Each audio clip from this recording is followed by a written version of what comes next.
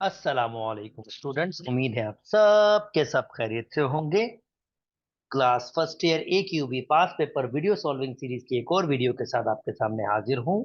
अभी तक इस वीडियो सीरीज में मैं 2023, 2022, 2019, 18 और 17 के पास पेपर सॉल्व कर चुका हूं। 17 का पास पेपर 1 मैंने अपलोड किया है।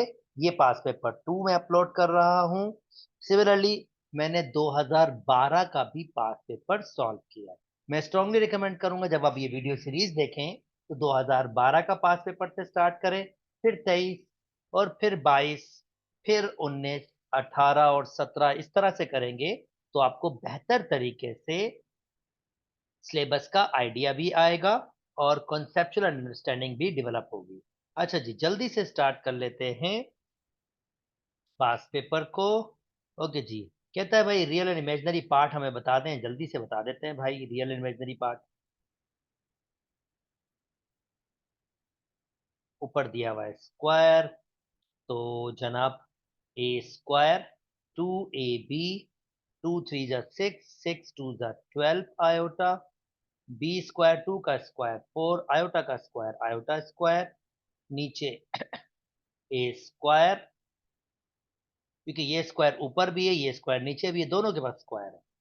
ए स्क्वायर 2 ए 8, 8 को 3 से ये 24 आयोटा हो जाएगा। बी स्क्वायर 3 का स्क्वायर 9 आयोटा का square iota square. 4 iota square minus 4 हो जाएगा 9, तो रिमेनिंग बचेगा 5 माइनस 12 आयोटा।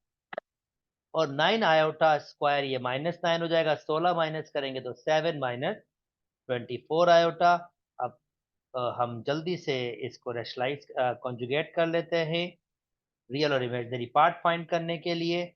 अब जनाब 5 को 7 से मल्टीप्लाई करना होगा, आंसर 35 आएगा। फिर 5 को 24 से मल्टीप्लाई करना होगा, तो अगर मैं 5 को 24 से मल्टीप्लाई करूंगा तो आंसर 120 देगा आयोटा। अब 12 को 7 से I think 84, 12 multiply by 7, yes 84 minus के 84 आयोटा। 12 को 24 से मल्टीप्लाई करें तो आंसर आ रहा है -के 288 आयोटा स्क्वायर। और नीचे ए प्लस बी, ए माइनस बी, ए स्क्वायर माइनस बी स्क्वायर। अच्छा 35, 88 ये प्लस के हो जाएंगे, दोनों ऐड हो जाएंगे, तो 35 + 2 88, तो ये हो जाएगा 323। अब 120 में से 84 निकाल लीजिए, -84, तो ये हो जाएगा हमारे पास माइनस बल्कि प्लस के 36 आयोटा। 7 का स्क्वायर 49 और आयोटा स्क्वायर -1, तो इसका साइन चेंज कर देगा। 24 का स्क्वायर 576, 323 प्लस 36 आयोटा अपॉन, दोनों को जमा कर लीजिए, 49 + 576, तो ये हो जाएगा 625। जनाब इसको फर्दर सिंप्लीफाई करेंगे तो आपके पास क्या हो जाएगा, 323 plus 36 iota upon, real part को अलग कर लेते हैं और इमेजनरी पार्ट को अलग कर लेते हैं। 323 अपॉन 625, 36 अपॉन 625 आयोटा। और ये हमारा रियल पार्ट अलग हो गया और इमेजनरी पार्ट अलग हो गया। उम्मीद करता हूँ दोस्तों आपको बात समझ आ गई होगी। चलें जी, नेक्स्ट मूव कर जाते हैं।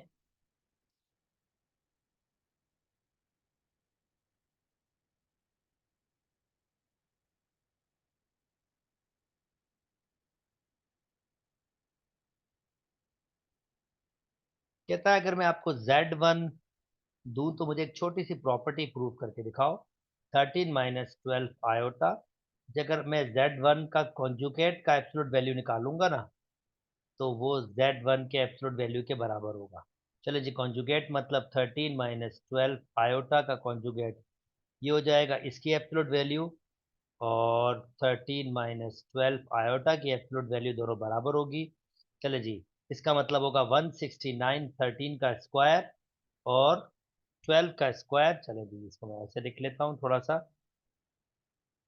तो इसका फार्मूला आपके पास होगा ए स्क्वायर, और ये आपका बी है। बी स्क्वायर आयोटा नहीं जाता, ये ध्यान में रखिएगा। इसका भी ए स्क्वायर प्लस ये माइनस का 12 का स्क्वायर, और देख सकते हैं दोनों की वैल्यू सेम ही आएगी, कोई डिफरेंट तो आएगी नहीं। स्क्वायर उस नेगेटिविटी को खत्म कर देगा। ये हो जाएगा आपके पास रेडिकल 169 प्लस 144। ये भी रेडिकल 169 प्लस 144। और जनाब अगर मैं इन दोनों को ऐड कर दूं, 169 प्लस 144, आंसर आएगा 313 एंड 313, जो दोनों बराबर है। उम्मीद करता हूं दोस्तों ये वाली बात भी समझ आ गई होगी। चलो जी आगे मूव कर लेते हैं। कहते हैं यार जरा इसको सिंप्लीफाई करो और इसमें से ए की वैल्यू फाइंड करो। ओके, अब ये लंबा चौड़ा सा गेम बनाया हुआ है। चलें जल्दी से इसको सॉल्व करने की कोशिश करते हैं। कहता है भाई ए की दुकान पूरी, ए ए और ए ए ए, अगेन ए ए, और ये 2 ए। हमें ए मैट्रिक्स फाइंड करना है इन टर्म ऑफ ए। ठीक है, ये इतना मुश्किल नहीं है, बिल्कुल बेसिक है। 0 माइनस ए माइनस ए 0 माइनस ए माइनस ए 0 1 0 0 0 1 0 0 0 1 का इनवर्स। ओके, अब देखें आइडेंटिटी मैट्रिक्स का इनवर्स एक आइडेंटिटी मैट्रिक्स ही होती है। तो इसका इनवर्स निकालने के लिए कोई आप एडजॉइंट डिटर्मिनेंट निकालने की जरूरत नहीं है। आइडेंटिटी का इनवर्स आइडेंटिटी होता है, ये फैक्ट है आपके पास, इसको आप ध्यान में रखिएगा।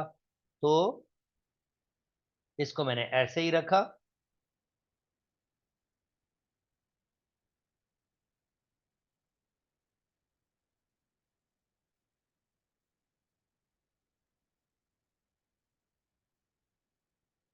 और किसी भी मैट्रिक्स को आइडेंटिटी मैट्रिक्स से मल्टीप्लाई करें वही मैट्रिक्स वापस आ जाती है।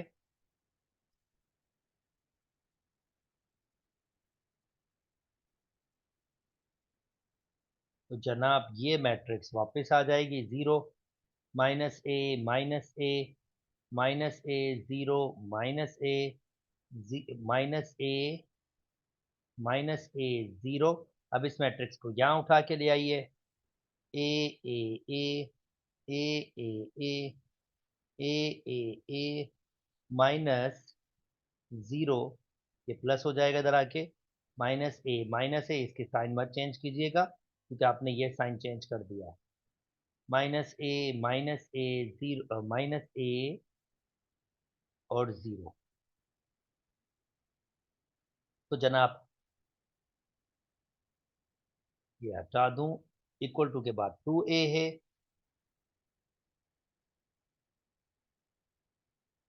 अब a प्लस 0 तो ये a हो जाएगा, a प्लस माइनस ए तो ये 0, a प्लस माइनस ए तो ये 0, a प्लस माइनस ए तो ये 0, a प्लस ये a हो जाएगा, a प्लस माइनस ए तो ये 0, ये 0 0 और ये a हो जाएगा, इज इक्वल टू 2a। अब ये 2 सबसे डिवाइड हो जाएगा यहाँ, जब यहाँ डिवाइड होगा तो 0 ही रहेगा, तो सिमिलरली सिर्फ यहाँ डिवीजन आपके पास आ जाएगी, ये हट जाएगा, और ये आपके पास ए मैट्रिक्स हो जाएगी। इस तरह से आपके 5 मार्क्स सिक्योर हो जाएंगे। उम्मीद करता हूँ दोस्तों आपको बात समझ आ गई होगी। चलिए जी नेक्स्ट मूव कर जाते हैं। कहता है यार विदाउट एक्सपेंडिंग इसको बताओ। अब इसके लिए सोचना पड़ेगा दोस्तों।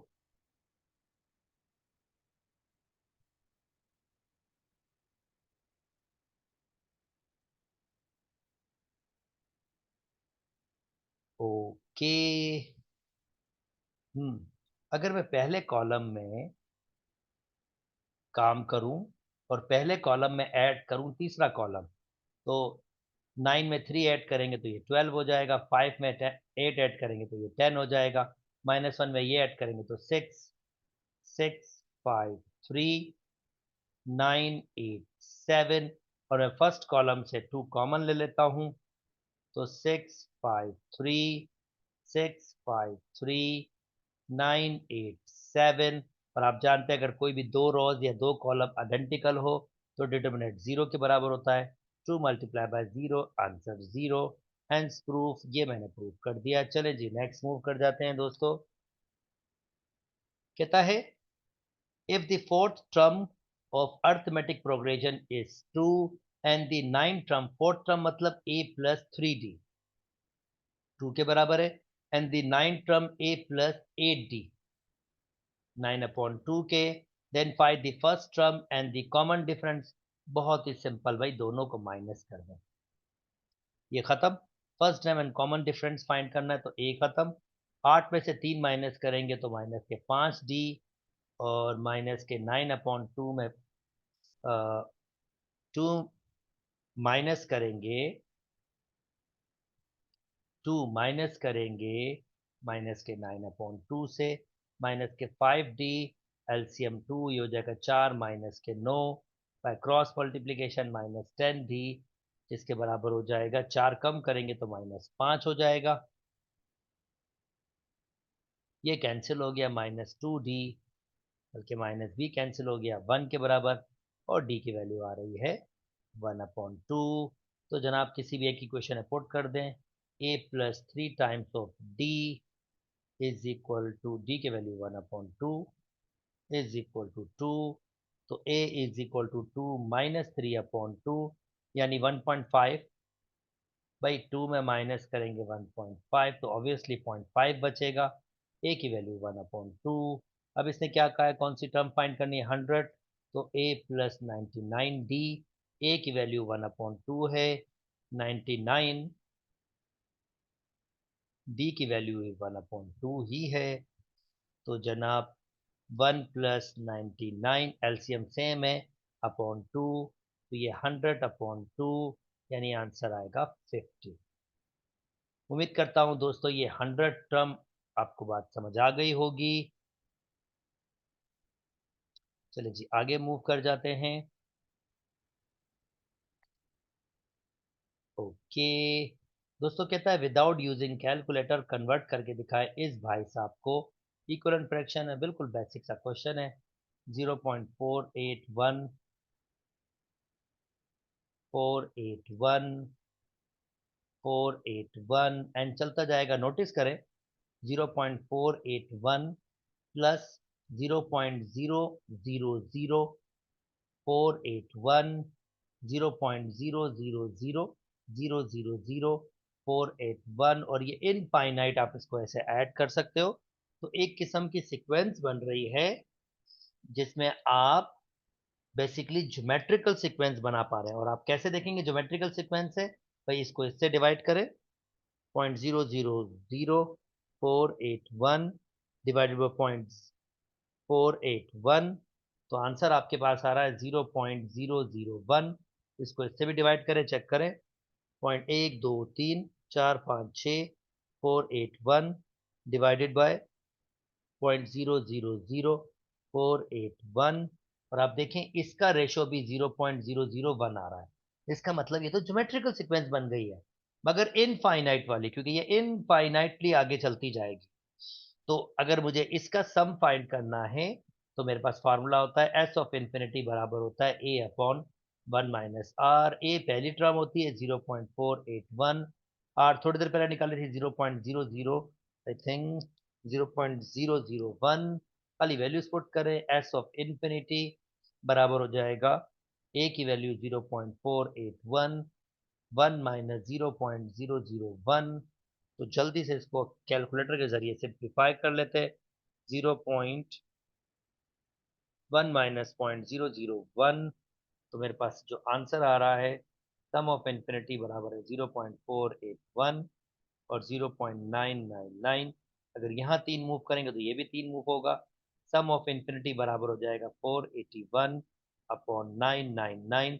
और आप देख सकते हैं मैंने इस फ्रैक्शन को, इस डेसिमल पॉइंट को इक्विवेलेंट फ्रैक्शन में कन्वर्ट, कॉमन फ्रैक्शन में कन्वर्ट कर दिया, और यही हमारा टास्क था जो हमने कंप्लीट किया। चलिए जी आगे मूव कर जाते हैं। नेक्स्ट क्वेश्चन आपके पास, find the sum of a series, इसका सम फाइंड करना है। 1 प्लस 4 प्लस 9 प्लस 16 आइडेंटिफाई कर लीजिए, आइडेंटिफाई कर लीजिए कौन सी सीक्वेंस आपके पास लग रही है। 1 4 अगर नोटिस करूं तो इसमें 3 का डिफरेंस है, और आई थिंक इसमें 5 का डिफरेंस है, और इसमें 7 का डिफरेंस है। तो ये अर्थमेटिक सीक्वेंस तो आपके पास नहीं है। This is not a arithmetic sequence, this is not a geometrical sequence, क्योंकि मैं 1 को 4 से मल्टीप्लाई करूंगा 4 आएगा, 4 को 4 से मल्टीप्लाई करूंगा 16 आना चाहिए। तो ना ये अर्थमेटिक सीक्वेंस है और ना ही ये ज्योमेट्रिकल सीक्वेंस है। अब जनाब इस हिसाब से इसका सम फाइंड करना है, तो this is really very interesting sequence. अगर आप नोटिस करें तो ये स्क्वायर की सीक्वेंस है यार, अगर आप इसको नोटिस करें तो ये बेसिकली, और टर्म्स कितनी है, 1 2 3 4, और 2500 तक आपके पास है। तो अगर मैं इसकी जनरल टर्म देखूं जिसको मैं टी के का नाम दे रहा हूं, तो ये नेचुरल नंबर का स्क्वायर है। 1 का स्क्वायर 1, 2 का स्क्वायर 4, 3 का स्क्वायर 9, 4 का स्क्वायर 16 एंड सो ऑन। पर कहां से कहां तक इन सब का स्क्वायर्स का जमा हो रहा है, तो के की वैल्यू आएगी 1। अब देखना होगा 2500, तो सिंपली यार 2500 का रेडिकल निकाल लो, आपको पता चल जाएगा आखिरी किस नेचुरल नंबर का स्क्वायर किया गया है। तो 25, तो ये 50 टर्म है सिंपल सी। के इज इक्वल टू 1 to 50, और ये के स्क्वायर है। और इसका फार्मूला तो हमारे पास ऑलरेडी हमें पता है भाई, ये बराबर होता है n+1 2n+1, पीछे फार्मूला शीट में भी आपके पास दिया होगा, अपॉन 6। एन की जगह 50 रख दीजिए, 50, ये 51 हो जाएगा। ये 50, 100+1 101 डिवाइडेड बाय 6। इसको सॉल्व कर लें, आपको आंसर मिल जाएगा 50 multiply by 51, 51 multiply by 101 divided by 6। Answer आपके पास आ रहा है 42925, और ये मेरी सम मुझे मिल गया। उम्मीद करता हूं दोस्तों आपको बात समझ आ गई होगी। चले जी आगे मूव कर जाते हैं। ये ऑलरेडी मैंने पास पेपर में प्रूव किया था, एक दफा फिर आ गया है। चलें जी एक दफा फिर देख लेते हैं इसको। पर इसी पास पेपर वीडियो सीरीज में ये ऑलरेडी मैंने प्रूव किया है। कहता है n3 n2 बराबर होगा n+1 3, यानी कॉम्बिनेशन ये कह रहा है n combination 3 n combination 2 actually बराबर होता है n+1 कॉम्बिनेशन 3 के। तो चले ये प्रूव करते हैं, लेफ्ट हैंड साइड ले लेते हैं। n combination 3 n combination 2, combination का फार्मूला होता है n फैक्टोरियल n माइनस ये r है, r फैक्टोरियल जो मेरे पास 3 के बराबर है, और r factorial again 3, n factorial n-2 factorial और 2 फैक्टोरियल। अच्छा जी अब मैं जरा कॉमन वॉमन के गेम खेल लेता हूं, पर पहले देखें मुझे इसको ओपन करना होगा। n-3 छोटा नंबर होगा, n-2 बड़ा नंबर होगा, तो n-3 factorial 3 multiply by 2 factorial, इसको मैं ऐसे ओपन कर सकता हूं। प्रीवियस वीडियोस दोस्तों आपने जरूर देखनी होंगी मेरे इस प्लेलिस्ट की, ताकि आपको ये बातें, क्योंकि मैंने वहां तफसील से हर चीज समझाई है। तो अब मैं यहाँ पर डायरेक्ट कर रहा हूँ, तो मैं स्ट्रांगली रिकमेंड करता हूँ आप वो जरूर देखिए। एन फैक्टोरियल, तो मैं n-2 और एक और माइनस कर दूंगा, n-3 हो जाएगा फैक्टोरियल, और ये 2 फैक्टोरियल। अब देखिए दोनों में कॉमन n फैक्टोरियल ऊपर, नीचे n-3 फैक्टोरियल कॉमन है, और 2 फैक्टोरियल कॉमन है, तो यहाँ बचेगा 1। n-3 फैक्टोरियल गया तो यहाँ पर सिंपल 3 बचेगा, n फैक्टोरियल गया, n-3 फैक्टोरियल 2 गया, तो ये 1 अपॉन n प्लस n-2। अब इसको सिंप्लीफाई यहाँ कर लेते हैं, n factorial n-3 factorial 2 factorial, तो एलसीएम ले लेते हैं 3 n-2 तो यहाँ पर n-2 चला जाएगा, और यहाँ पर दोस्तों only 3 n factorial, n-3 factorial, 2 factorial. तो जनाब n-2 प्लस 3, तो ये n+1 हो जाएगा, और ये 3 n-2। अभी n+1 और n को कंबाइन करेंगे तो ये n+1 फैक्टोरियल, एक ज्यादा दिया हुआ है तो ये n+1 फैक्टोरियल हो जाएगा। और दोस्तों n-2 ये बड़ा है, ये छोटा है, तो इसका मतलब इसको कंबाइन करेंगे तो ये n-2 फैक्टोरियल हो जाएगा। मैंने पिछली बार इसको और तफसील से समझाया, तो मैं स्ट्रांगली रिकमेंड करता हूँ प्रीवियस वीडियो जरूर देखिए। 2 फैक्टोरियल 3 फैक्टोरियल, तो ये 3 फैक्टोरियल हो जाएगा, 3 2, तो ये कंप्लीट 3 फैक्टोरियल हो जाएगा। और अगर आप इसको ओपन करोगे, ये वाला n+1 फैक्टोरियल 3, तो ये भी तो इसी चीज के बराबर है, n+1 factorial n+1 - 3 factorial 3 factorial. देखें n+1 फैक्टोरियल बिल्कुल बन गया, n+1 - 3 तो n-2 फैक्टोरियल 3 फैक्टोरियल। तो इसको लिख सकता हूँ n+1 कॉम्बिनेशन 3 आपके पास, और ये मैंने प्रूव कर दिया। उम्मीद करता हूँ दोस्तों आपको बात समझ आ गई होगी। चलिए जी नेक्स्ट मूव कर जाते हैं। कहता है okay, a non transparent jar, non transparent मतलब मैं अंदर देख नहीं सकता jar, contain ticket numbers from 1 to 50। अब टिकट्स उसके पास है 1 2, और कितनी टिकट है, 50 तक टिकट है जिनको मैं देख नहीं सकता। If 2 dice are rolled simultaneously and a ticket is draw from the jar, ये मैंने पिछली वीडियो में मैं आपके साथ समझाया था। 2 die rolls, तो इसके 6 आएगा, इसका 6 आएगा, और जार में टोटल 50 टिकट है, तो ये 50 हो जाएगा आपके पास। then the then answer the following question, find the number of sample points in the space। very simple, ये 6 multiply by 6 multiply by 50 हो जाएगा। तो जनाब ये कितने हो जाएंगे आपके पास, 6 multiply by 6 multiply by 50, तो ये 1800 हो जाएंगे। ये आपका 1800। नेक्स्ट ये आता है are rolling a die and drawing a ticket from jar is independent or dependent। भाई जाहिर बात है this is independent,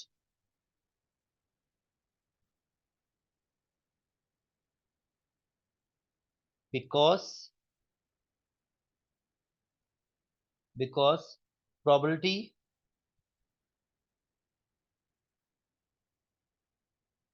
of rolling a die rolling a die do not depend on probability of draw draw a card drawing a card। भाई क्योंकि इन दोनों की property एक दूसरे पे डिपेंड नहीं करती, इस वजह से ये इंडिपेंडेंट इवेंट होंगे। उम्मीद करता हूं दोस्तों बात समझ आ गई होगी। चलिए जी नेक्स्ट मूव कर जाते हैं। क्या कहता है ये, what is the probability of both die showing the same number. Okay, and a ticket show a number greater than 45। अब ऐसा ये 3 ट्रिपल बेसिकली बनेंगे। ऐसा कब कब हो सकता है, ऐसे हो सकता है 1 1 45, 1 ग्रेटर देन बोला है, ग्रेटर देन तो 46, 1 1 47, 1 1 48, 1 1 49। ये मैं 2 डाय रोल कर रहा हूं और कार्ड को भी ड्रॉ कर रहा हूं, और जो मेरा फेवरेट इवेंट है इसने कहा है सेम नंबर आए आपके पास, ये 49 और ये 50 हो जाएंगे। अब कितने बने, 1 2 3 4 5, ऐसे ही 2 2 के भी बनेंगे, 1 2 3 4 5। ऐसे ही आपके पास 2 46 के बनेंगे, एंड सो ऑन 3 के, इसके भी 5 बनेंगे, जैसे इसके 5 बने हैं, तो टोटल 6 आपके पास है। तो इसका मतलब टोटल आपके पास 30 बनेंगे। 30 क्यों बनेंगे?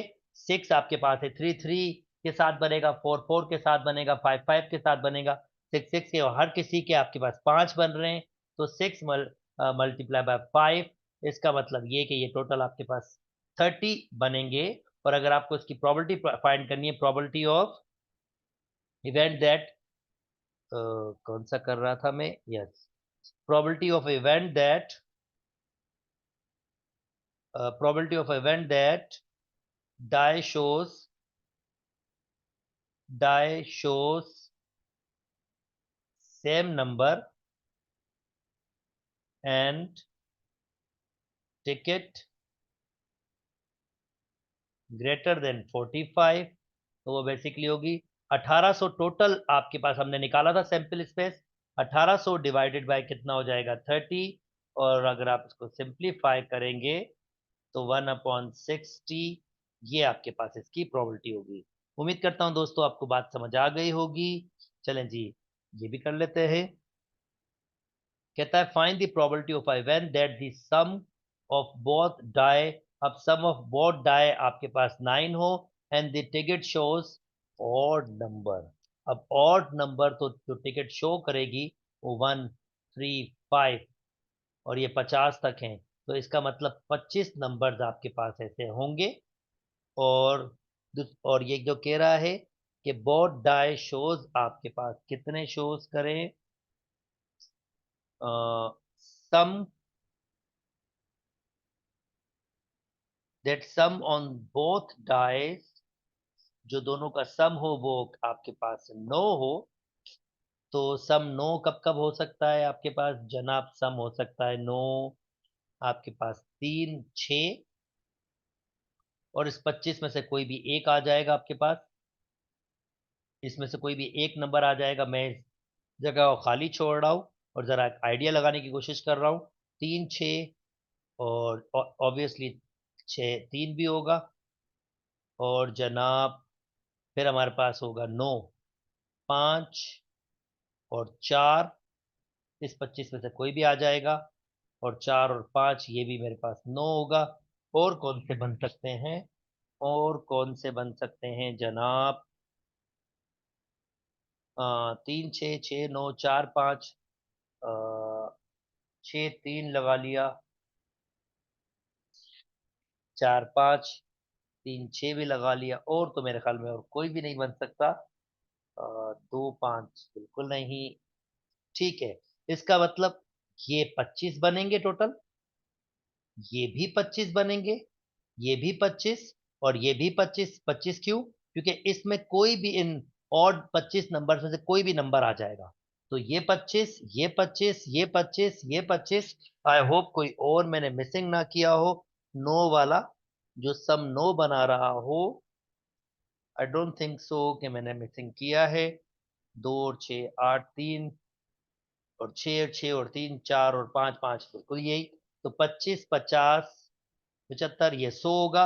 यानी इसकी जो प्रोबेबिलिटी होगी, अगर मैं इवेंट को कोई एक नाम दे दूं ए, तो इस इवेंट की प्रोबेबिलिटी होगी 100 डिवाइडेड बाय टोटल 1800। 2 जीरो से 2 जीरो कट गया और इसका आंसर आएगा 1/80।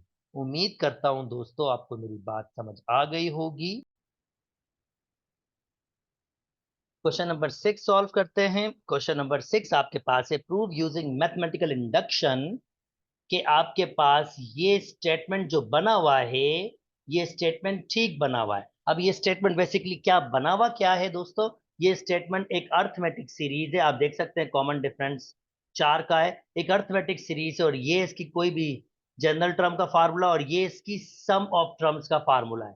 तो कह रहा है कि यार ये जो स्टेटमेंट आपने बनाया हुआ है, ये वेरीफाई करो कि ये आपके पास बिल्कुल बिल्कुल ठीक है। जैसे फॉर एग्जाम्पल, अगर मैं कहूंगा इसकी दूसरी टर्म, तो एन की जगह 2 पुट करूंगा, तो ये हो जाएगा 8 + 1, 9। आप देख सकते हैं दूसरी टर्म है, और यहां पर एन की जगह 2 पुट करूंगा, तो इसका मतलब क्या होगा, मैं इसकी दो टर्म्स का जमा कर रहा हूं। तो अगर मैं 2 पुट करूंगा तो ये 2, ये हो जाएगा 4 + 3, 2, ये हो जाएगा 7 यानी कि 14। चेक करें, दो टर्म्स को जमा करें, इसका आंसर भी 14 आ रहा है। तो देखें नंबर वाइज तो ये वेरीफाई हो रहा है। अब मैथमेटिक्स डिडक्शन से मुझे वेरीफाई करना है, तो मैं कहूंगा इस स्टेटमेंट को नाम दे दूंगा पी ऑफ एन। 5 + 9 + 13 और इसकी इस टर्म की जनरल टर्म और ये इसकी सम की जनरल टर्म। तो मैं कहूंगा भाई पहले मैं n इज इक्वल टू 1 के लिए वेरीफाई करता हूं कि 1 के लिए वेरीफाई हो रहा है या नहीं हो रहा है। तो n is equal to 1 put करूंगा इसमें, तो यहाँ ट्रम में देखूंगा 1 पुट करके 4 1 -1 आंसर, बल्कि ये +1 होगा। यस +1 है, +1 आंसर 5 आ रहा है, पहली ट्रम आ रही है। और सम में देखूंगा मैं, तो जब मैं सम में देखूंगा तो ये मेरे पास हो जाएगा 1। पहली ट्रम का सम डेफिनेटली पहली ट्रम होनी चाहिए, तो ये हो जाएगा 2 1 + 3। डेफिनेटली आंसर 5 आ रहा है, इसका मतलब पहले ट्रम आ रही है। अब दो पुट करते तो सेकेंड टर्म आती है यहाँ पर, और यहाँ दो पुट करते तो दो टर्म्स का जमा, जैसे मैं थोड़ी देर पहले मैंने आपको दिखाया भी था। सिमिलरली अब मैं कहता हूँ यार, क्योंकि मैं अज्यूम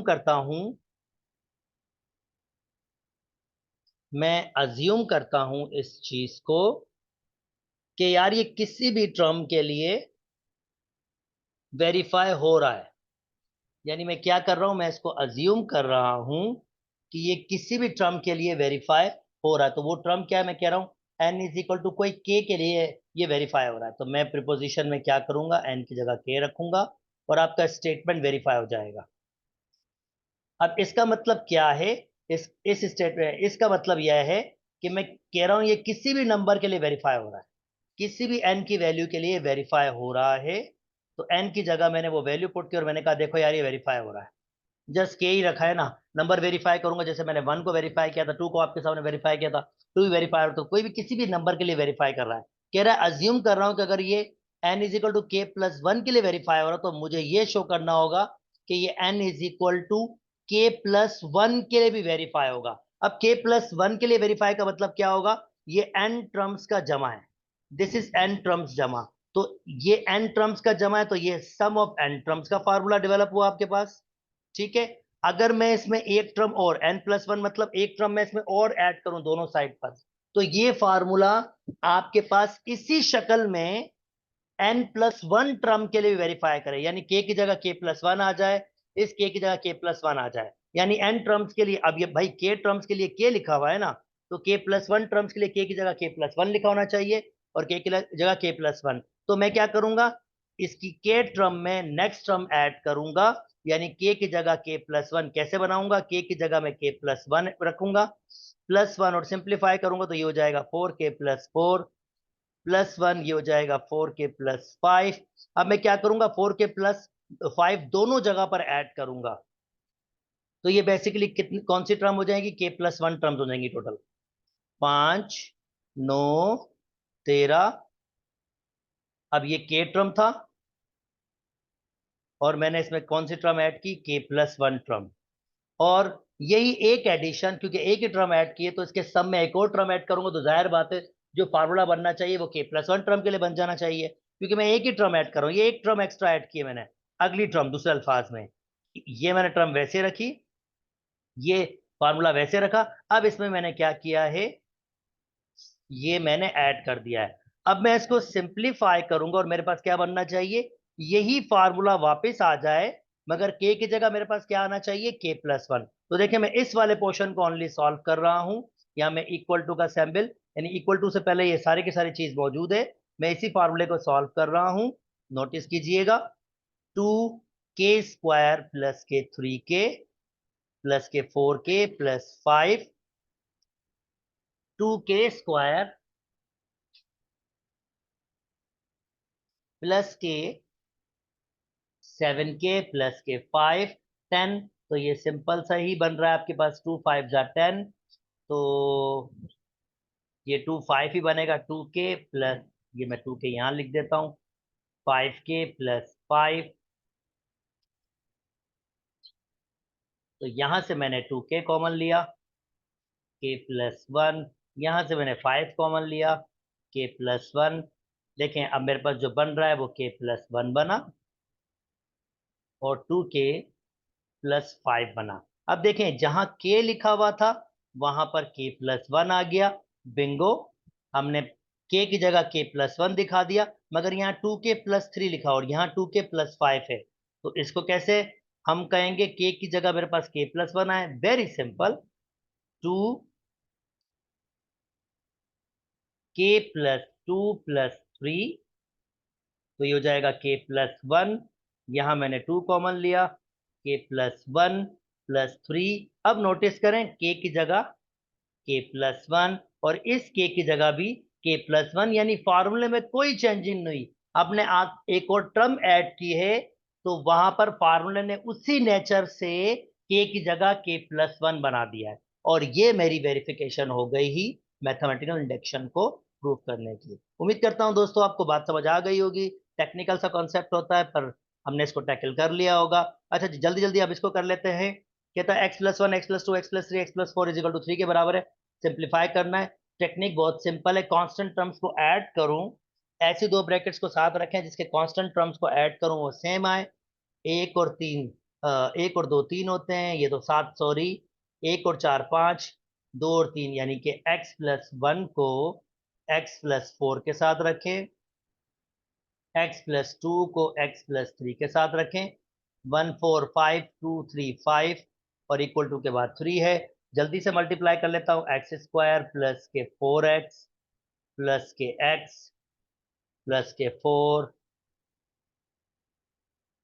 मल्टीप्लाई हो रहा है, x² प्लस के 3x प्लस के 2x प्लस के 6 इज इक्वल टू 3। तो रिमेनिंग क्या बच रहा है हमारे पास, x² प्लस के 5x प्लस 4, x² प्लस के 5x प्लस 4। जब भी आप ऐसे मल्टीप्लाई करेंगे तो हमेशा शुरू की दो टर्म्स सेम आ जाएगी, जिसको आप लेट कर लीजिएगा किसी y के बराबर। ये हमने लेट किया है, तो आपका क्वेश्चन हो जाएगा y+4 y+6, ये तीन को बदल लिया है, माइनस का हो जाएगा इज इक्वल टू 0। तो ये हो जाएगा y², 4 और 6 इसका मतलब 10y, और 4 को 6 से multiply 24 -3 is equal to 0। y² plus 10y plus 21 is equal to 0। मिल्टन ब्रेकिंग हो रही है, 7 और 3, तो 3y and 7y plus 21 is equal to 0. Further common, y plus 3, 7 common, y plus 3, तो इसका मतलब एक आएगा y+3 कॉमन, और फिर आएगा y+7, और इसका मतलब एक y इज इक्वल टू -3 हो जाएगा, 3 वहां मूव हो जाएगा, और y इज इक्वल टू -7 हो जाएगा।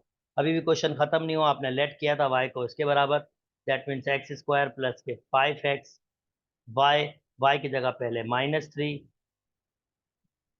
यहाँ आ जाएगा, x² प्लस के 5x plus 3 is equal to 0। आप देख सक रहे हैं कि जनाब यहाँ पर कोई मिल्टन ब्रेकिंग नहीं हो रही। क्वाड्रेटिक फार्मूला यूज करना होगा, x बराबर होगा -b यानी -5 प्लस माइनस b का स्क्वायर यानी 5 का स्क्वायर 25 -4, a की वैल्यू हमारे पास 1 है और c की वैल्यू 3 है, अपॉन 2, a की वैल्यू 1 है। एक स्टेप में आंसर निकालते हैं, माफ कीजिएगा, -5 25 12, तो इसका मतलब 13 बचेगा। 2 हमारा ये आंसर आ गया। भाई -7 के बराबर भी तो है। अगेन x² प्लस के 5x is equal to -7, x² plus 5x plus 7 is equal to 0। 8 marks है जनाब, इतनी आराम से छोड़ता नहीं है। तो x is equal to quadratic formula use कर रहा हूँ, -b प्लस माइनस 25 -4, a की वैल्यू 1, c की वैल्यू 7 अपॉन 2, a की वैल्यू 1। ओके, x बराबर हो जाएगा -5 प्लस माइनस 25 में से 28 को निकालेंगे, यानी कॉम्प्लेक्स नंबर में आंसर आ रहे हैं -5 प्लस माइनस -3 अपॉन 2, और ये -3 किस शक्ल में आ जाएगा, आयोटा की शक्ल में, तो ये बाहर आयोटा की शक्ल में आ गई, और ये आपके फर्दर आंसर्स हो गए। उम्मीद करता हूँ दोस्तों आपको बात समझ आ गई होगी। उम्मीद करता हूँ ये बेसिक सा क्वेश्चन आपको समझ आ गया होगा, 8 मार्क्स का क्वेश्चन था ये, बेसिक सा। चलें जी नेक्स्ट कर लेते हैं। If the roots of the equation this one alpha beta है, then find the equation whose roots are. जब भी इक्वेशन ऑफ रूट्स फाइंड करना हो तो आप ये वाला फार्मूला यूज करें, alpha plus beta plus alpha beta is equal to 0। इस वक्त अल्फा की वैल्यू ये दी हुई है और बीटा की वैल्यू ये दी हुई है, तो वैल्यूज पुट कर लें, x square minus x, alpha की जगह अल्फा प्लस बीटा, बीटा की जगह 1/अल्फा, 1/बीटा, अल्फा की जगह अल्फा प्लस बीटा और बीटा की जगह 1/अल्फा प्लस 1/बीटा इज इक्वल टू 0। थोड़ी सी इक्वेशन को सिंप्लीफाई कर लेते हैं, x square minus x, alpha plus beta को मैंने वैसे ही रखा, इन दोनों में LCM L L alpha beta, यहाँ पर बीटा होगा और यहाँ पर अल्फा। अब ये मल्टीप्लिकेशन होगी, अल्फा 1/अल्फा से मल्टीप्लाई होगा तो 1 आंसर आएगा, अल्फा 1/बीटा से तो अल्फा अपॉन बीटा आ जाएगा, बीटा 1/अल्फा से तो बीटा अपॉन अल्फा आ जाएगा, बीटा 1/बीटा से तो आंसर 1 आएगा, इक्वल टू 0। अब फर्दर सिंप्लीफाई कर लेते हैं, x square minus x, alpha plus beta plus alpha plus beta arrange करके लिख दिया, अल्फा बीटा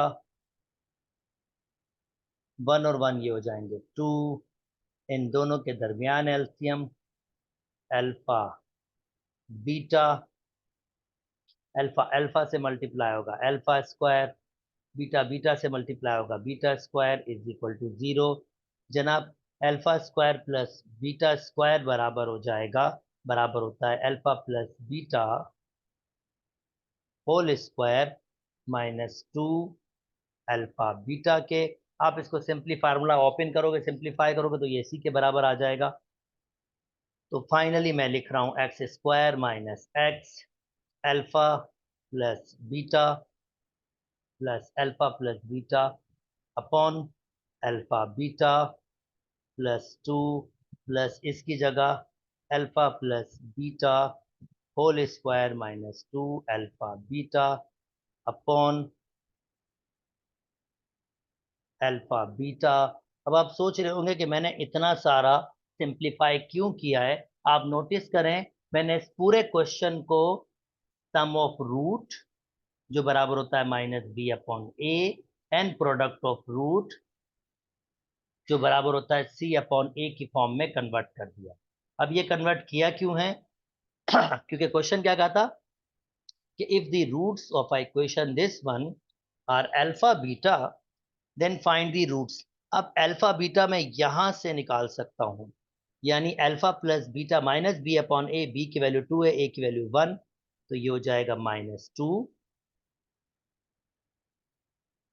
और अल्फा बीटा होता है c/a या -15/1, तो अल्फा बीटा हो जाएगा -15। अब जहां जहां अल्फा प्लस बीटा होगा वहां -2 पुट करूंगा इस इक्वेशन, और जहां जहां अल्फा बीटा होगा वहां -15। तो अब यहां लिख रहा हूं x square minus x, alpha plus beta की जगह -2 प्लस -2 अपॉन अल्फा बीटा की जगह -15 प्लस 2 अल्फा बीटा की जगह -2 -2 -15 अपॉन -15 इज इक्वल टू 0। चलें सिंप्लीफाई करते हैं, x square minus x, -2 minus minus ये प्लस हो जाएंगे, प्लस के 2/15 प्लस 2 ये हो जाएगा 4 प्लस के 30 अपॉन -15 इज इक्वल टू 0। ये -15 है, ये इसका साइन चेंज कर देगा तो ये पूरी वैल्यू माइनस की हो जाएगी। ओके, फर्दर सिंप्लीफाई कर लेते हैं, इन दोनों का एलसीएम 15, 15 30 से 2 से मल्टीप्लाई होगा -30 हो जाएगा, प्लस टू ऐसे ही है, और ये हो जाएगा 34 अपॉन 15 इज इक्वल टू 0। अब सबका एलसीएम 15 ले लें, तो एक्स स्क्वायर के साथ 15 मल्टीप्लाई हो जाएगा। 30 में से 2 जाएंगे -28, ये माइनस माइनस प्लस के 28 हो जाएंगे एक्स। ओके, ये पूरा का पूरा 15 इससे मल्टीप्लाई होगा, ये 30 हो जाएगा। इसके पास एलसीएम मौजूद है तो ये वैसे ही रहेगा, इक्वल टू 0। 15 0 से मल्टीप्लाई होकर ख़त्म हो जाएगा। और फाइनली 15x² प्लस के 28x, 34 में से 30 जाएंगे तो माइनस के 4 इज इक्वल टू 0। और ये आपकी इक्वेशन बन गई। उम्मीद करता हूँ दोस्तों आपको बात समझ आ गई होगी। बहुत लेंदी बड़ा सा क्वेश्चन दिया था इन्होंने। ओके, कहता है apply synthetic division to find question and remainder. ये बहुत आसान सा क्वेश्चन आ गया। सेंथेटिक डिवीजन अप्लाई करनी होती है दोस्तों, तो तरीका क्या होता है ये देख लीजिए। जिससे डिवाइड करना है x-1, उसको सेट करें 0 के बराबर। x की वैल्यू आ जाएगी 1, 1 आप रखेंगे यहाँ पर। फिर इसके कोफिशिएंट लेंगे, x पावर 5 का कोफिशिएंट 1। अगर उसके बाद x पावर 4 मौजूद नहीं है तो उसका कोफिशिएंट 0 लिखेंगे। x पावर 3 का कोफिशिएंट -3, एक्स स्क्वायर नहीं तो उसका कोफिशिएंट 0 लिखेंगे। x का कोफिशिएंट 1 और नंबर 7। जो भी पहला नंबर होगा उसको नीचे उतार लेंगे। 1 को 1 से मल्टीप्लाई करेंगे 1, ऐड करेंगे आंसर 1। 1 को 1 से मल्टीप्लाई करेंगे 1, ऐड करेंगे आंसर -2। 1 को 1 से मल्टीप्लाई करेंगे, 1 को -2 से मल्टीप्लाई करेंगे -2, ऐड करेंगे तो -2। फिर अगेन ये आपके पास -2, 1 को -2 से मल्टीप्लाई करेंगे -2, तो आंसर आपके पास आएगा -1। 1 को -1 से मल्टीप्लाई करेंगे, आखिर में थोड़ा सा इधर लिख लेते हैं।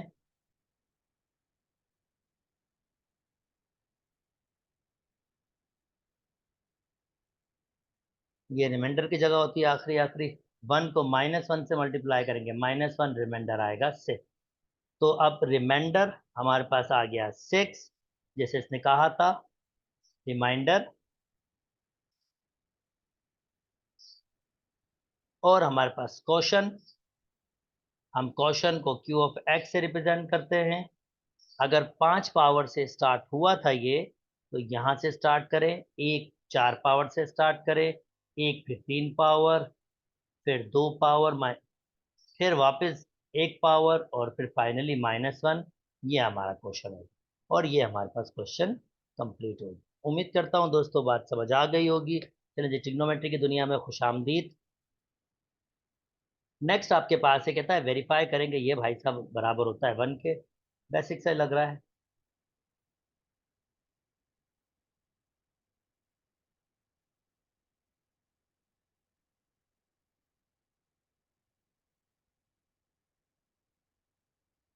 ये तो सारी की सारी आइडेंटिटीज हैं। Sine square theta plus cos square theta 1 के बराबर। 1 प्लस cot square theta is equal to cosec square theta, पीछे फार्मूले में लिखे होंगे ये। 1 प्लस टेन स्क्वायर थीटा बराबर होता है सेक स्क्वायर थीटा के। कॉट बनाना है, कोसेक स्क्वायर थीटा को हम लिख सकते हैं 1 अपॉन साइन स्क्वायर थीटा। सेक को हम लिख सकते हैं 1 upon cos square theta, reverse हो जाएगा 1 upon sine square theta multiply by ये ऊपर आ जाएगा कॉस स्क्वायर थीटा अपॉन 1, और ये बराबर होता है कॉट स्क्वायर थीटा के। उम्मीद करता हूँ दोस्तों ये 4 मार्क्स का क्वेश्चन समझ आ गया होगा। ओके, अगेन पिछले साल भी ऐसा ही क्वेश्चन इन्होंने दिया था, अगेन दिया है। कहता है द टर्मिनल रे lies in fourth quadrant. Okay, तो भाई मैंने लास्ट टाइम भी आपको ट्रायंगल मेथड बताया था।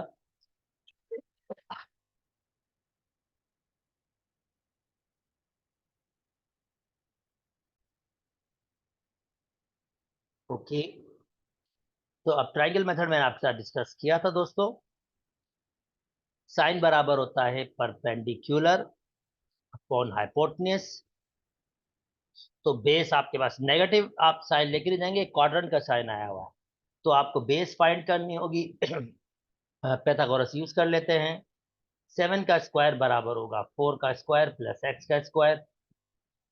49 minus 16 is equal to x square. 4 का स्क्वायर 16 इधर आ जाएगा। जनाब आप माइनस करेंगे, 10 कम करेंगे तो 39 हो जाएगा, 6 कम करेंगे तो आई थिंक 33 हो जाएगा।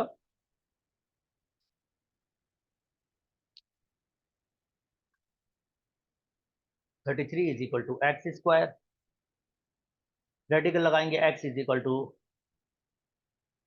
चलें जी ये आ गया हमारे पास। अब हमें किसकी वैल्यू निकालनी है दोस्तों, हमें वैल्यू निकालनी है कॉट की। क्वाड्रेंट हमें चौथा दिया हुआ है, CAST। चौथे क्वाड्रेंट में सिर्फ कॉस पॉजिटिव होता है और सेक बाकी तमाम नेगेटिव। तो कॉट बराबर होगा आपके पास ये रेडिकल, 10 का उल्टा होता है, 10 बराबर होगा 4 अपॉन रेडिकल 33। तो कॉट बराबर, कॉट थीटा आपके पास बराबर होगा रेडिकल 33 अपॉन 4, और साइन क्वाड्रेंट का आएगा, ये फोर्थ क्वाड्रेंट का साइन नेगेटिव आएगा। उम्मीद करते हैं दोस्तों आपको ये बात समझ आ गई होगी। चलें जी जल्दी से आगे मूव कर जाते हैं। ओके, फार्मूला प्रूफ करवाना है हमसे इसने, करवा देते हैं, कर लेते हैं भाई। कहता है यार इसके जरिए ये बना के दिखाओ, चलो जी करके दिखाते हैं। 10 एल्फा 10 अल्फा माइनस बीटा को हम लिख सकते हैं sine alpha minus beta upon cos alpha minus beta. फिर आप इसका फार्मूला लगाएंगे, ये बराबर होता है, पीछे फार्मूले दिए होंगे, sine alpha cos beta minus cos alpha sign beta. Cos वाले का कॉस अल्फा कॉस बीटा, अगर माइनस होता है तो plus sine alpha sign beta. ये पीछे फार्मूलाज मौजूद हैं आपके पास। आपको क्या बनाना है, यहाँ पर 1 बनाना है, यानी ये जगह 1 चाहिए आपके पास, और बाकी सब 10 में होना चाहिए। तो देखें टेक्निक बहुत सिंपल है, मैं क्या कर रहा हूँ, ऊपर वाली टर्म को कॉस अल्फा कॉस बीटा से डिवाइड कर रहा हूँ, नीचे वाले को भी, यानी इसको कॉस अल्फा कॉस बीटा से डिवाइड, या चले पूरा वो एक साथ दिखा देते हैं। इस पूरी टर्म को जो ऊपर वाली थी कॉस अल्फा कॉस बीटा से डिवाइड, और ये जो नीचे वाली टर्म भी है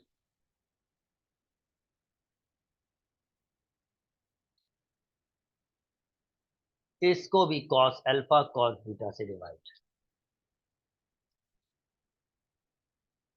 जनाब ऐसा क्यों कर रहा हूं कि मुझे यहां पर 1 चाहिए जो बनाना है। अच्छा इन दोनों को एलसीएम दे देता हूं, ये इसके पास एलसीएम जाएगा और ये एलसीएम इसके पास भी जाएगा। तो जनाब कॉस बीटा से कॉस बीटा कैंसिल हो जाएगा, जो रिमेनिंग बचेगा आपके पास, यानी साइन अल्फा कॉस बीटा के पास क्या आ जाएगा, कॉस अल्फा कॉस बीटा, और कॉस अल्फा साइन बीटा के पास भी क्या आ जाएगा, cos alpha cos beta cos alpha cos beta, दोनों के पास जाएगा, इन दोनों के पास भी, यानी इसके पास जाएगा जब कॉस अल्फा कॉस बीटा, तो वो पूरा ही कैंसिल हो जाएगा। जाहिर बात है मुझे चाहिए यहाँ 1, तो कैंसिल करना ही था। और जब इसके पास जाएगा साइन अल्फा साइन बीटा के पास कॉस अल्फा कॉस बीटा, तो देखें क्या होता है। अच्छा जी इससे ये कैंसिल हो गया, इससे ये कैंसिल हो गया, sine upon cos, final step tan alpha minus sign beta upon cos beta, tan beta, cancel out 1, sine upon cos sine alpha upon cos alpha, tan alpha, sign beta upon cos beta, tan beta, और ये आपका formula verify हो गया कि tan alpha minus beta इसके बराबर होता है। उम्मीद करता हूं दोस्तों बात समझ आ गई होगी। ये 4 मार्क्स का क्वेश्चन था। चले जी नेक्स्ट आइडेंटिटी प्रूव कर लेते हैं। अब आइडेंटिटी जाहिर बात है ये सम टू प्रोडक्ट वाली है, तो दोस्तों पीछे फार्मूला आपके पास मौजूद है जो आपको वहां से यूज करना पड़ेगा, सम टू प्रोडक्ट का फार्मूला। तो सम टू प्रोडक्ट का फार्मूला यूज करते हुए मैं आइडेंटिटी प्रूव कर रहा हूं। कहता है sine 3 alpha plus sine alpha upon cos 3 alpha minus cos alpha. अब साइन ए, साइन, अब फार्मूला आपके पास ये पीछे लिखा हुआ है, sine A plus sine B बराबर होता है 2 sine A plus B upon 2। इसके साथ कॉस मल्टीप्लाई हो रहा है, cos A minus B upon 2, और नीचे मुझे कॉस माइनस कॉस चाहिए, तो वो आइडेंटिटी है cos A minus cos B बराबर होता है माइनस का 2 साइन ए प्लस बी। ये पीछे ऑलरेडी आइडेंटिटीज आपके पास लिखी होंगी, साइन ए माइनस बी अपॉन 2 आप चाहेंगे तो वहां से डेफिनेटली आराम से उठा लेंगे और यहाँ पर पहले लिख देंगे ताकि आपको क्वेश्चन सॉल्व करने में मदद हो।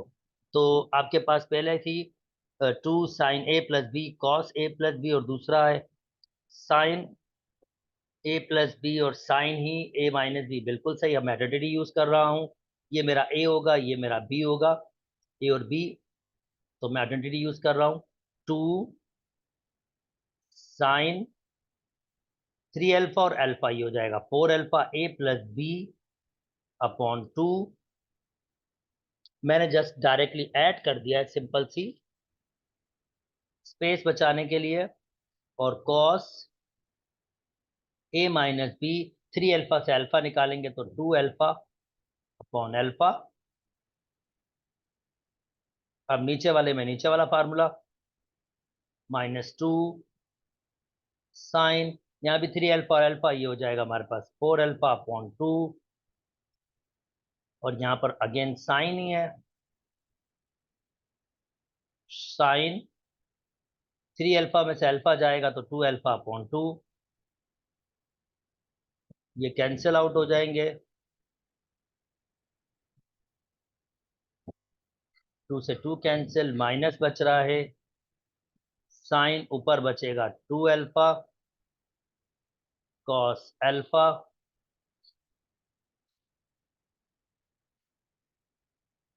नीचे बचेगा sine 2 alpha sine alpha, cancel, cos upon sine बराबर होता है कॉट अल्फा, माइनस मत भूलिएगा। ये 3 मार्क्स आपके सिक्योर हो गए। उम्मीद करता हूं दोस्तों आपको बात समझ आ गई होगी। चले जी, ओके जी। अगेन आपके पास थोड़ा डिफरेंट सा क्वेश्चन आया। In a giving equilateral triangle A B C, the length of a sides और इज 2, ये दी हुई है हमारे पास 2। For giving triangle A B C, prove that R आपके पास होता है इंस्क्राइब रेडियस, कैपिटल आर होता है आपके पास सर्कमस्क्राइब रेडियस, और माफ कीजिएगा सिंपल आर आपके पास बराबर होता है इन रेडियस। ओके, मैं थोड़ी सी नॉलेज आपको सिर्फ देना चाहूंगा।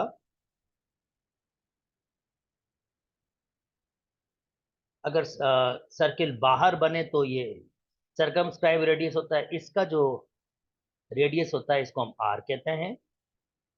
अगर सर्किल अंदर बने ट्राइंगल के,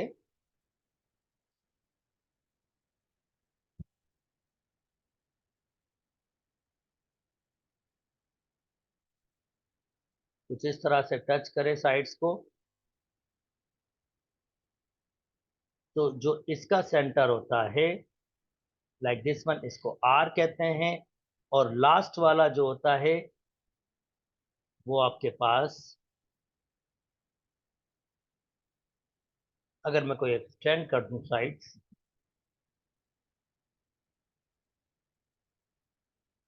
तो जो सर्किल अब बनेगा लाइक दिस वन, इसका रेडियस जो होगा, क्योंकि ये सी है तो R3 होगा, ऐसे अगर ए के अपोजिट बनता तो वो R1 होता, और 3 सर्किल बनते हैं एक्सटेंड, ये साइड्स को भी कर सकते हैं, ये साइड्स को, क्योंकि ये सी के वर्टेक्स के अपोजिट तो R3 होगा, और ये इंस्क्राइब सर्किल का रेडियस होगा। उम्मीद करता हूँ ये वाली बात तो आपको समझ आ गई होगी। पर हमें क्या प्रूव करना है, हमें ये प्रूव करना है, अगर एक इक्विलैटरल ट्राइंगल है तो इन तीनों रेडियस माफ कीजिएगा का रेशो लीजिएगा तो 3:2:1 होना चाहिए। चलिए बनाते हैं, इसको भी प्रूव करते हैं।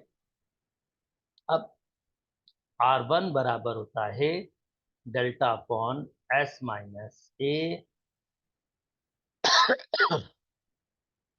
कैपिटल R बराबर होता है ABC upon 4 delta, small r बराबर होता है डेल्टा अपॉन S। सबके लिए मुझे सबसे पहले S निकालना होगा। S मतलब तीनों साइड्स का जमा, तो 2 + 2 + 2 divided by 2, 6 divided by 2, answer आ जाएगा 3। ओके, अब एरिया, वैसे एरिया में शॉर्टकट से भी निकाल सकता हूँ, इक्विलेटरल ट्राइंगल है तो क्यों ना शॉर्टकट ले लें। ये एरिया का फार्मूला थोड़ा सा बड़ा होता है, ये एरिया का फार्मूला मुझे इसमें क्या करना होगा, बड़ा तो नहीं है, खैर मैं ऐसा भी नहीं कह सकता हूँ कि बहुत बड़ा है। S, S minus A, S minus B, S minus C, चले इसी फार्मूले से निकालते हैं, स्ट्रेट फॉरवर्ड वैल्यूज है तो इसको पुट कर लेंगे। एस मैंने निकाल दिया है, एरिया ऑफ अ ट्राइंगल, तो ये बराबर हो जाएगा एस की वैल्यू 3, तो 3 - 2, तीनों साइडें बराबर हैं, 3 - 2, 3 - 2, इसका मतलब इसका आंसर आ रहा है ये 1 1 1 1 हो जाएंगे। तो इसका एरिया सिर्फ रेडिकल 3 नजर आ रहा है मुझे, as simple as can B.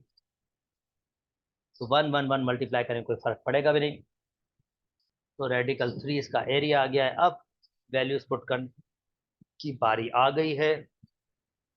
सबसे पहले इन रेडियस डेल्टा है रेडिकल 3, एस की वैल्यू है 3,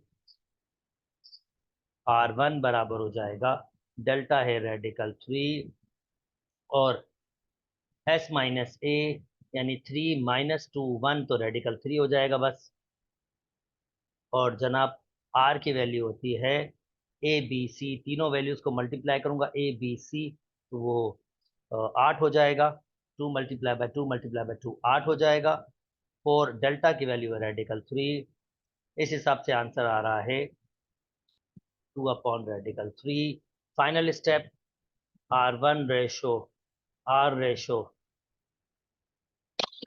स्मॉल r, तो R1 हमारे पास बराबर है रेडिकल 3, कैपिटल R हमारे पास बराबर है 2/रेडिकल 3, और स्मॉल r बराबर है हमारे पास रेडिकल 3/3। तो मैं क्या कर रहा हूँ, तीनों रेशो से रेडिकल 3 मल्टीप्लाई कर रहा हूँ, बिल्कुल मल्टीप्लाई कर सकते हैं रेशोज में, आप जिस नंबर को चाहे। तो रेडिकल 3, इधर भी रेडिकल 3 मल्टीप्लाई किया, 2 रेडिकल 3, नीचे रेडिकल 3 है, इधर भी रेडिकल 3 मल्टीप्लाई किया, और ये 3, तो ये कैंसिल आउट होके 3 हो जाएगा, ये ख़त्म हो जाएगा, ये 2 हो जाएगा। और जनाब रेडिकल 3 तो सिंपली ये हो जाता है 3/3, कैंसिल आउट हो गया। R1 कैपिटल R, R तो ये हो जाएगा 3:2:1, और यही हमने प्रूव करना था दोस्तों, ये हमारा आंसर आ गया। ओके, सेकंड कहता है find the values of alpha where alpha is the angle associated with vertex A। यार तीनों साइडें बराबर है, जब तीनों साइडें बराबर होती हैं तो तीनों एंगल आपके पास 60 के होते हैं। तो आप कहेंगे आपको साइन अल्फा निकालना है, तो इसका मतलब साइन 60 डिग्री निकालेंगे, और साइन 60 डिग्री आप मिस्टर कैलकुलेटर से पूछ ले, ये बराबर होगा रेडिकल 3/2 के,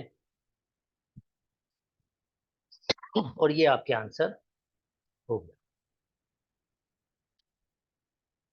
ओके दोस्तों, अगेन एक डेरिवेशन आपके पास आ गई है, again one of the derivation. चलिए जी स्टार्ट करते हैं इस डेरिवेशन को।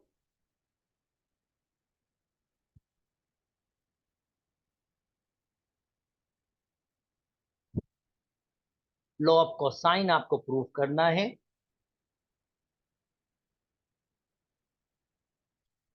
तो मैं थोड़ी सी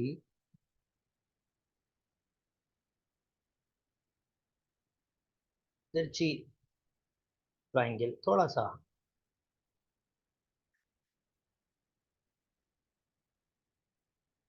मेरी सहूलत के लिए मैं एक ट्राइंगल कंस्ट्रक्ट कर रहा हूं जिसका नाम दे रहा हूं ए। अच्छा, क्योंकि आपको सी स्क्वायर वाला फाइंड करना है तो मैं यहां कह रहा हूं सी, और यहां दे रहा हूं मैं बी। इसको नाम दे रहा हूं मैं डी, और ये मेरा एच है। मैंने नाम दिया है इसको एच, जस्ट नेम दे रहा हूं। ए के अपोजिट होता है लेंथ, ए। सी के अपोजिट होती है सी लेंथ, बी के अपोजिट लेंथ होती है बी। मैं फर्ज करता हूं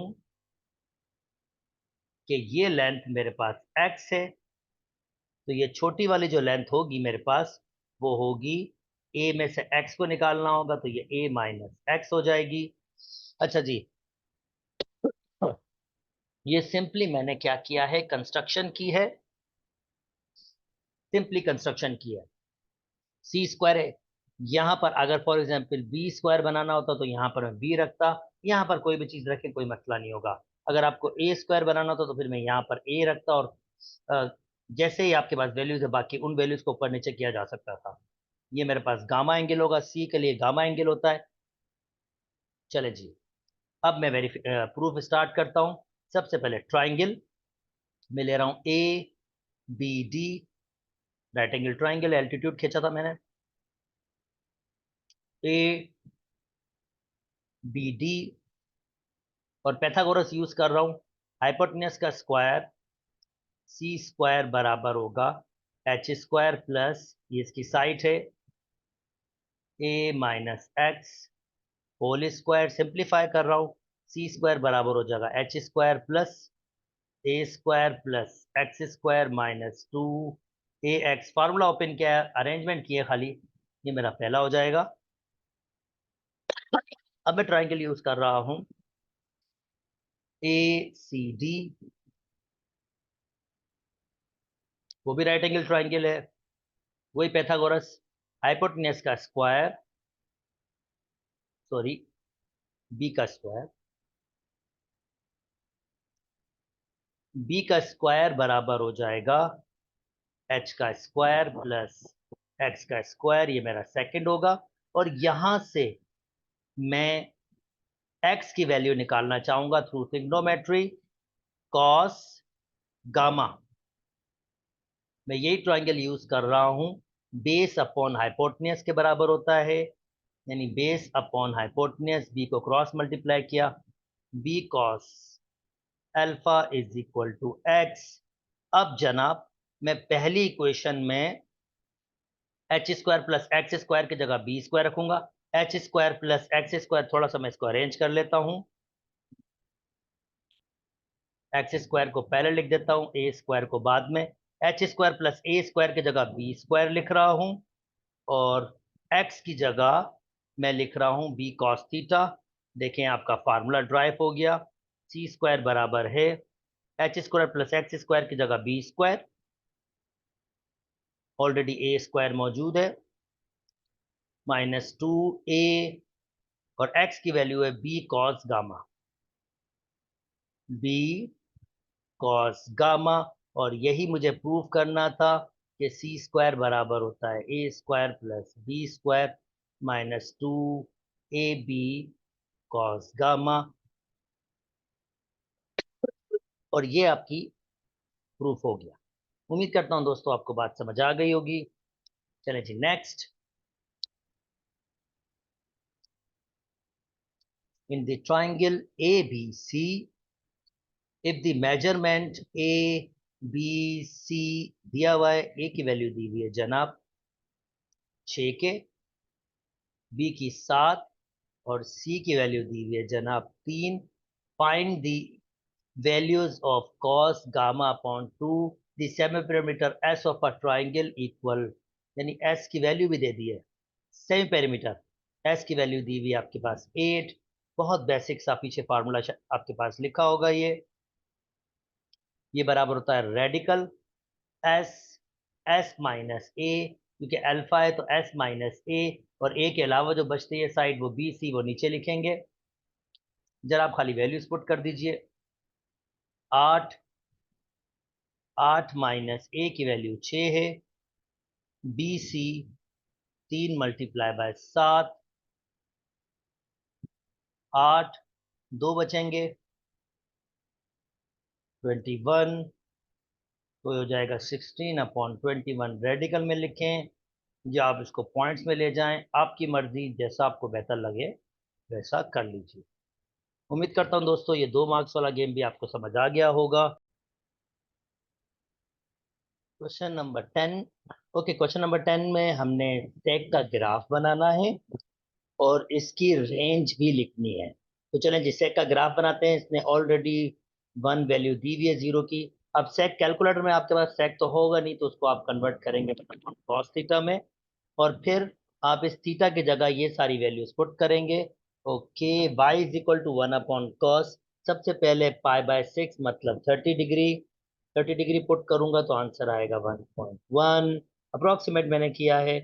फिर पुट करूंगा 60 डिग्री, आंसर आएगा 2। फिर पुट करूंगा जनाब 90 डिग्री, 30-30 का गैप दिया हुआ है तो आंसर अनडिफाइंड दे रहा है। ओके, फिर पुट करूंगा 120 डिग्री तो आंसर दे रहा है -2, आंसर दे रहा है -2। Okay, that's really good. 1.1 to infinity -2 के, फिर 1/cos में हम वैल्यू पुट करेंगे के 1/cos में। अब ये हमारे पास कितना 120, अब 150 डिग्री, 150 डिग्री, अब ये माइनस के 1.1 दे रहा है, फिर 180 ये -1 दे रहा है। ओके, 210 ये आंसर दे रहा है -1.1, अगेन -1.1, इंटरेस्टिंग।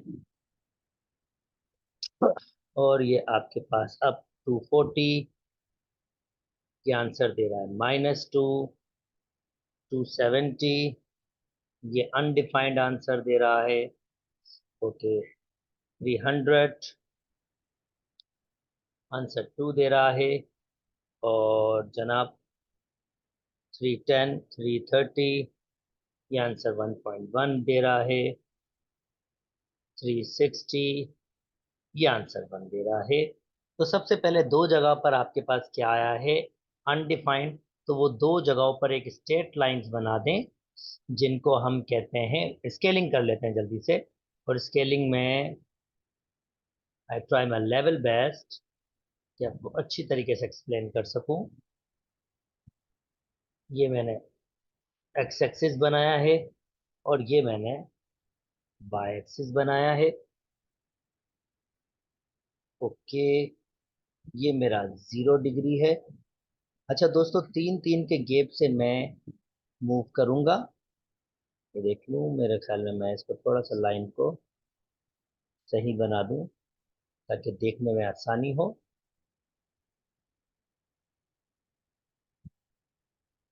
कि like this one, that's good. अच्छा जी, नाउ 3-3 के गैप पे, 3-3 के गैप पे 1 2 3 ये 30,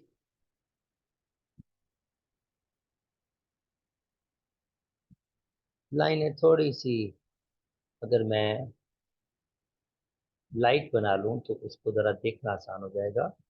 yes and yes, that's nice. अच्छा जी, अब पेन चेंज कर लेता हूं ताकि कलर चेंज देख सकूं।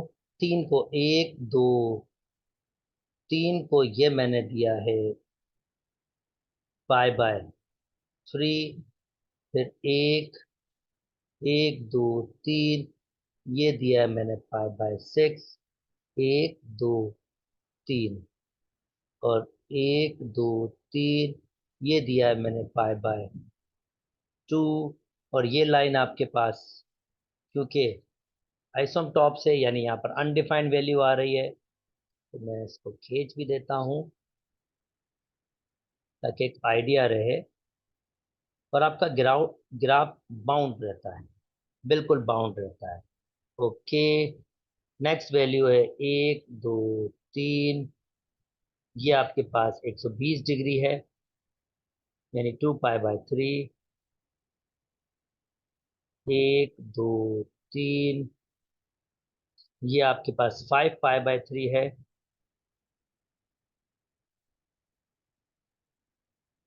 5 पाई बाय 3, एक दो, ये 3 यहाँ पर आएगा, ये आपके पास पाई हो गया। और फिर 210 डिग्री, 1 2 3, ये यहाँ होगा। फिर 1 2 3, ये 240, 1 2 1 2 3।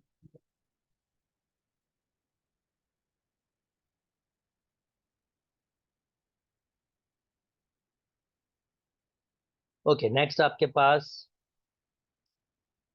1 2 3, एंड 1 2 3, एंड एक दो, और ये 3। अच्छा जी, नेक्स्ट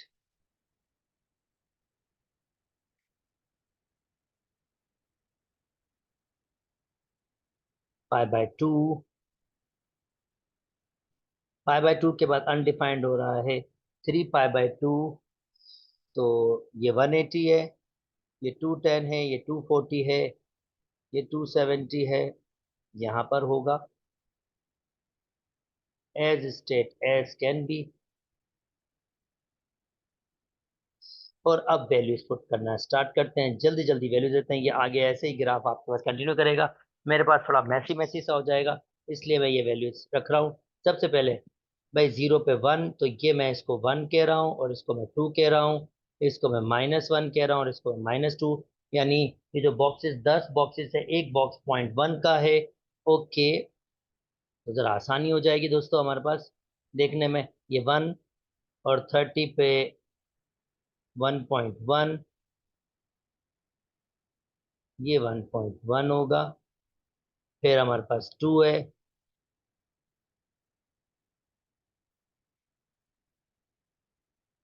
1 के बाद 1.1 होगा दोस्तों। तो ये मैं 0.1 लगा रहा हूँ, इसको मैं ठीक कर लूँ पहले तो।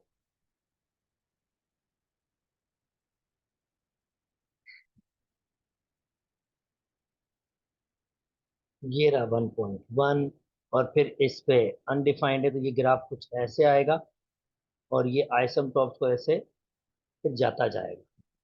ये मैंने यानी आइसोमटॉप्स इसी बनाए थे ताकि आपको एक आइडिया आ जाए, ये मिलके फिर ऐसे मूव करता जाएगा। अच्छा जी, नेक्स्ट 90 के बाद 120, 120 - 2।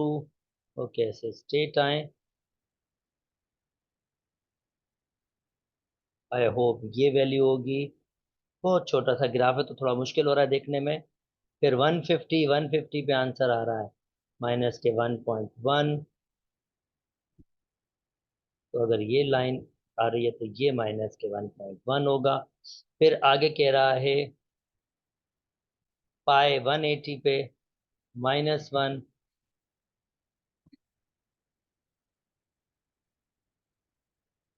ये पाई है 180 पे -1, कुछ ये रहा नहीं, ये यहाँ पर होगा,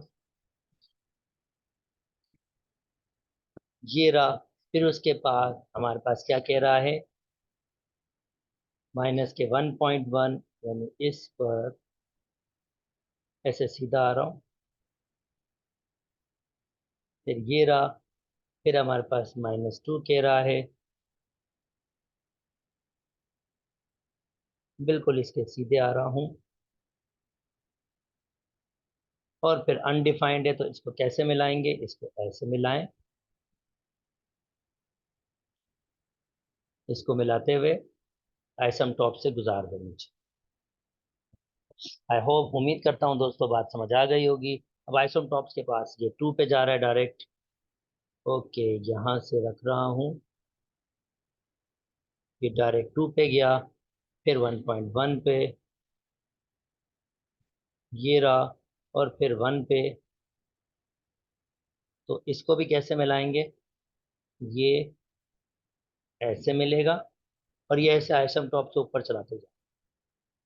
और ये आपका ग्राफ होगा, थोड़ा रफ ग्राफ जरूर है पर बेहतर है। आई होप आपको बात समझ आ गई होगी। और अगर आप नोटिस करें इसकी रेंज, आप अगर नोटिस करें तो इसकी रेंज अगर मैं इसको लिखना चाहूँ तो ये ऐसे ऊपर जा रहा है 1 से, ऐसे ऊपर जा रहा है, और -1 से ये नीचे जा रहा है। तो जो इसकी रेंज होगी, y की वैल्यू ग्रेटर देन होगी 1, यानी 1 से ऊपर, ये 1 है, 1 से ऊपर, और y की वैल्यू लेस देन -1 होगी। तो इसको आप 2-3 तरीकों से लिख सकते हैं। ये भी रेंज जो मैंने लिखा है, ये भी वे ठीक है रेंज में लिखने का, कि y ग्रेटर देन 1 हो और y लेस देन -1 हो।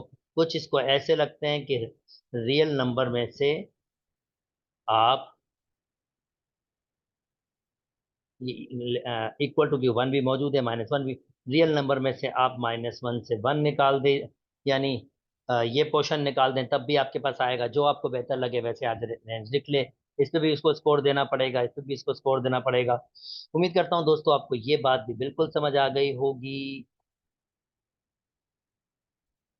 चलिए जी, नेक्स्ट आ जाए। नेक्स्ट आपके पास कहता है, अगर मैं आपको कहूँ कि cos x और रेडिकल 3 को उधर ले जाता हूँ, इसको सॉल्व करना है, जनरल सोल्यूशन बनाना है। cos को नीचे ले आता हूँ, रेडिकल 3 को, इसको यहाँ 1 बचेगा, sin x upon cos x, ये मैंने एक वैल्यू बना ली, ये हो गया रेडिकल 10x।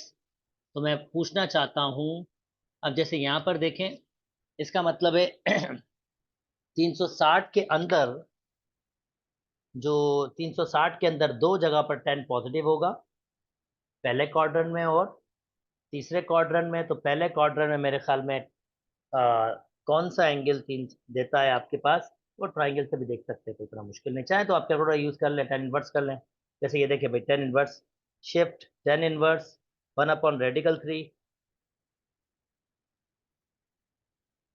तो आंसर 30 डिग्री कह रहा है, यानी एक्स बराबर हो जाएगा ten inverse one by radical 3। Answer 30 degree कह रहा है, 30 डिग्री, चलो ठीक है, 30 डिग्री एक आ गई। अब एक होगा हमारे पास कहाँ पर, चौथे क्वाड्रेंट, तीसरे क्वाड्रेंट पे, जो हम कैसे निकालेंगे, बहुत सिंपल बेसिक सी आइडेंटिटी यूज कर लूंगा मैं आपके पास। मैं कहूंगा भाई मुझे पता है कि अगर मैं 10 के 180 में थीटा ऐड करता हूं तो वो बेसिकली 10 थीटा के बराबर ही होता है। तो मुझे क्या ऐड करना है, 180 में 30 डिग्री, तो 10 30, जो किसके बराबर है, रेडिकल 3/2, 1/रेडिकल 3 के, सॉरी। तो 10 to 10 यानी 210 डिग्री भी आपके पास 1/3 देता है। यानी जो एक्स की वैल्यू आ रही है, एक आ रही है 30 डिग्री, और दूसरी एक्स की वैल्यू आपके पास क्या आ रही है, 210 डिग्री। जनरल सोल्यूशन कैसे बनता है 10 के हिसाब से, तो जनरल सोल्यूशन बनेगा, आप 30 डिग्री लिखें, प्लस एन, पाई एन कह दीजिए, और कहिए कि एन बिलोंग्स टू इंटीजर्स, और फिर यूनियन कर दीजिए, दूसरा वाला भी आपके पास है, इसका यूनियन इसको नीचे लिख देता हूं, यूनियन कर दीजिए इसका इस वाले से 210 डिग्री, प्लस वही pi n such that n belongs to integer. ये दोनों सेट इसका जनरल सॉल्यूशन आपके पास होंगे। उम्मीद करता हूं दोस्तों आपको बात समझ आ गई होगी, बेसिक से थी, इतनी मुश्किल नहीं थी। ओके, नेक्स्ट आपके पास कहता है find the values of x of trigonometric function. यहाँ सिर्फ एक्स की वैल्यूज फाइंड करना है। तो कह रहा है 2x cos 2x minus sine square x plus 2 is equal to 0। तो जनाब इसको लिख सकता हूँ 1 minus 2 sine square x minus sine square x. आप देख सकते हैं क्यों लिखा होगा कि साइन स्क्वायर एक्स वाले फार्मूले में कन्वर्ट करना चाह रहा हूँ। तो साइन स्क्वायर एक्स चाह रहा हूँ, एक और दो ये हो जाएगा 3, माइनस के 3 sine square x is equal to 0। 3 common ले लिया, 1 minus sine square x is equal to 0। Well known identity, ये कॉस स्क्वायर एक्स हो जाएगा इज इक्वल टू 0। 3 से डिवाइड कर दो, cos square x is equal to 0, या रेडिकल लगा लो तो cos x is equal to 0। और कॉस 0 कहाँ 0 होता है? कॉस 0 होता है 90, कॉस 0 होता है आपके पास 270, यानी ऑड मल्टीपल्स पे होता है आपके पास कॉस 0। सिमिलरली ऑड मल्टीपल्स, ये पूरी सीरीज है आपके पास ऑड मल्टीपल्स की, जहां पर कॉस 0 0 के बराबर होता है। तो जनाब मैं इसको सिंपल फॉर्म में आप खुद चेक कर सकते हैं, कॉस 0 0 के बराबर है, कॉस 270 चेक कर लें वो भी 0 के बराबर है। तो अगर मैं इसका जनरल सॉल्यूशन लिखना चाहूँ तो एक मैं फॉर्म कह सकता हूँ कि ये ऑड मल्टीपल के फॉर्म में है, ये बल्कि बल्कि इस फॉर्म में भी ठीक है कि ये ऑड नंबर की सीरीज में आपके पास पूरा बन गया है। 90 के ऑड मल्टीपल्स होंगे, यानी 90 2k-1, ये इसका जनरल सॉल्यूशन की फॉर्म बना रहा हूँ। और आप k की वैल्यू बिलोंग्स करती है इंटीजर, कोई भी इंटीजर पुट करें यहाँ पर ये वर्किंग होता जाएगा। नेगेटिव साइड पर भी वर्किंग होगा, जब इंटीजर पुट करूंगा नेगेटिव साइड -90 भी 0 के बराबर आपके पास होगा। इस तरह से ये सॉल्यूशन इसके बनते जाएंगे। उम्मीद करता हूँ दोस्तों ये वाली बात भी समझ आ गई होगी आपके पास। ओके जी, खत्म हो गया। अगर मेरी वीडियोस पसंद आ रही है तो मेरे चैनल को लाइक कीजिए, सब्सक्राइब कीजिए और दोस्तों के साथ शेयर भी कीजिए। अपना बहुत बहुत बहुत ख्याल रखिएगा। अल्लाह हाफ़िज़।